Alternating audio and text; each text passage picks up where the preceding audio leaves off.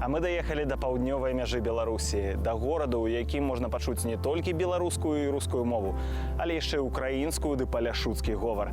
Ну што, 13-тысячная Маларыта, Белсат прыехаў!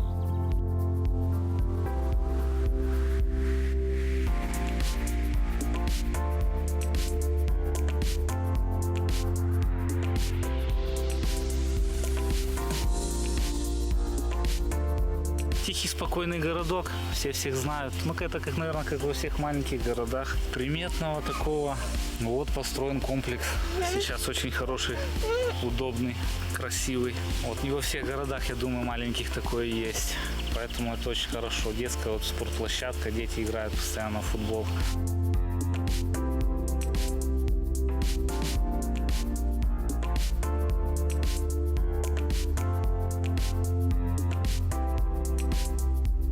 Як вам живется в Маларыце? Отлично, Так, чим выдатно? отлично. Чистый, спокойный город, чистенький, уютный, ухоженный. Люди хорошие, добрые. А ви де працюєте? Я бачу, що ви у працовній формі. Ну, я працовный, да, еду с соседней станции. На чугунке, да. На чугунці працюєте. Да. А ми чули, що тут некоторим заробки дають, наприклад, ось на молокофермі молоком давали заробки. Вам не дають рейками? Нет, нам не дают заробки. Нам строго, как положено, зарплата. Цэлая сцяна спадарожнікавых талерак і ва ўсіх па 3 рэсіверы. А што гэта азначае? Што Белсат у гэтых маларытчанаў дакладна ідзе. Малорийский лицей. Вот тут рядом находится. І пазней, калі скончыш, то што будзеш рабіць? Ну, трактористом и сварщиком. Тут у Маларыце? Ну, Хочаш застацца, табе тут падабаецца? да. Драўлянай царкве святога Мікалая Цудатворца ў Маларыце ўжо больш за 100 гадоў. Пойдзем і высветлім рэлігійныя аспекты жыцця ў Маларыце.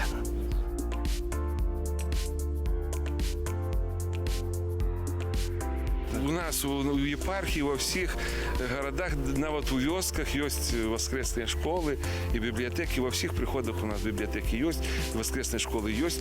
Только по колькости у вёсцы, на жаль, меньше детей займается. Потому что такая не ведаю, як назвать эту политику, коли многодетные дети, семьи многодетные з вёски перетягиваются в город. Вот, тому вёски у нас вымирают. Ось вам бы сказали, у вас есть улада, вы можете штосьці тут змяніць. Што б вы змянілі? Ну, поспробовал бы открыть якісь рабочие места для людей, каб люди могли на месте працаваць, заробляць собі гроши на свое жыццё. Потому что в таких малых городах нема где працаваць людям. Приходится ехать то в Брест, то в Минск, то за межи.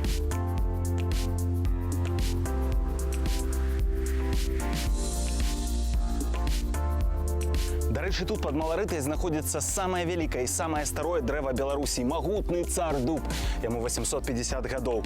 Гэтае месца магло б адначасова стацца і турыстычнай мекай, і самай вялікай лясной кармушкай для камароў і слепянёў.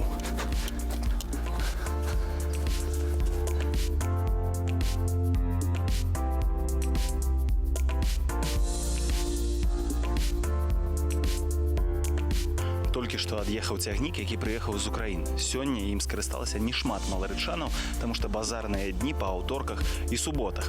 Тыя, што прыехалі, паказвалі нам садавіну і гародніну. Кажуць, што цягаюць яшчэ шмат гарэлкі з Украіны, але яе нам, на жаль, ніхто не паказаў. Саромеюцца. Ну, в основном возят, я тебе скажу, водку с Украины. Там танней, чым у нас? Да, дешевая водка. А наши што туды возяць? А ничего не везут. Ну, на Украину дали ездят многие, потому что, ну, как бы, надо где-то подзарабатывать еще немножко, потому что, ну, в Маларыте сложно найти работу где-то. Але у вас і консервны тут, і лясгаз тут вялікі, ну, прадпрыемства, мне здаецца, хапае. Не, ну, немножко есть, но все равно мало. Но многие ездят на Брест на работу. Вот, утром в 5 утра поехали, в 7 часов вечера приезжают. И так вот бывает годами. Продукты дешевле, вещи некоторые, кофе, чай. Сейчас сезон овощи, поэтому дешевле у нас же вообще тут цены. Так тут же так само поўдзень Беларусі, тут так само, калі ласка, і памідоры, огуркі, ўсё, што... Цена втрое дороже. Нам ограничили нормы, мы имеем право привезти с Украины только 5 килограмм овощей или, и фруктов. А як раней было? Когда-то было 30 килограмм. Ну а что такое сейчас 5 килограмм? Если, допустим, когда сезон арбузов, там же арбузы большущие, там один арбуз завесит 5 килограмм. Что такое один арбуз?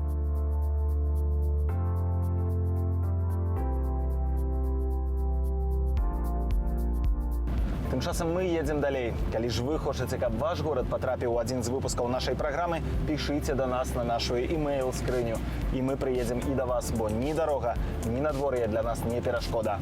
Белсат едзе.